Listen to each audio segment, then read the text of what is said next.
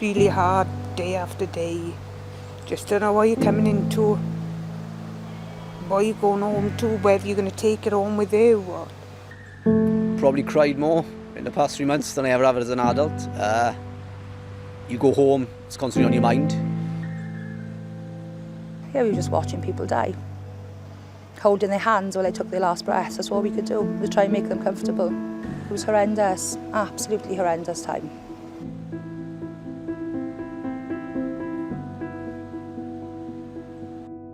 It's been 4 months since the pandemic hit home here in Wales.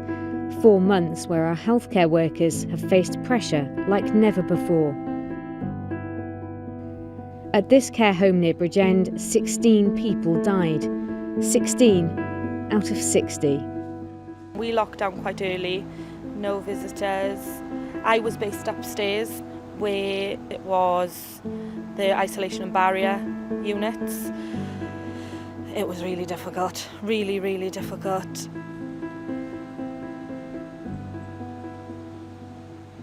It was 4 or 5 people a day becoming unwell with their chests, temperatures rising.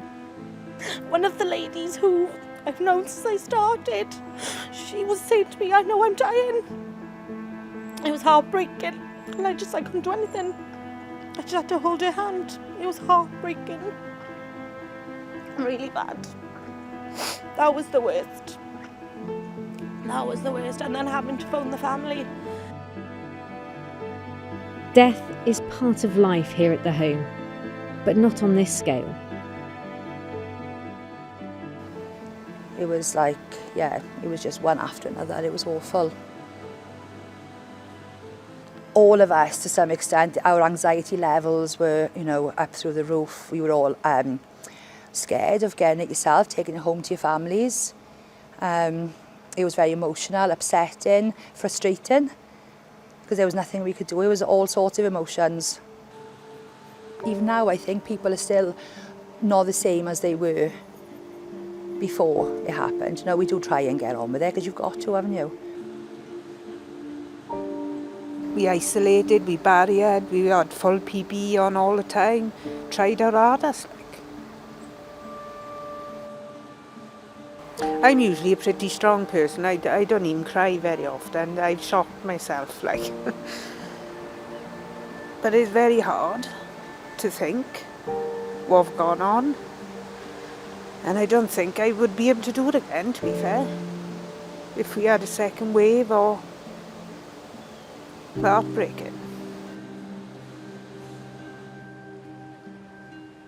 In our hospitals, unsurprisingly, staff are also struggling. But being a gastroenterologist, we tend to look after a mix of clinical conditions, but we were actually seconded to one of the COVID wards. I think there's a big bit of guilt being part of a COVID team, especially in the real pandemic days when there were numbers coming through and we were on special rotas. I was spending most days in work.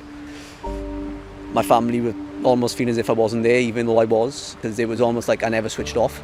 I was always married to COVID and the job. And even when I had the virus early on, and a lot of my colleagues, you almost felt more guilty for not being at work. Physically and mentally, I think I've never felt as mentally drained and as emotionally fragile probably as I am now. That's not in terms of cracking up, that's just really feeling every interaction, feeling tired, feeling guilty, feeling anxious. I still feel anxious coming into work because you don't know what's going to turn up today. Will this be the day that 20 cases turn up? There's still that awful fear as a doctor that we won't be able to cope with a second wave. Not in terms of facilities, we're just all shattered. We just did what we had to do with the resources that we had to try and keep everybody safe. We've had no symptoms or any positive since, well, it's going on 2 months now. I can't praise the care staff enough. They were absolutely amazing. They've done everybody proud. Themselves, the home, the families. They couldn't have done any more. Yeah, they were heroes.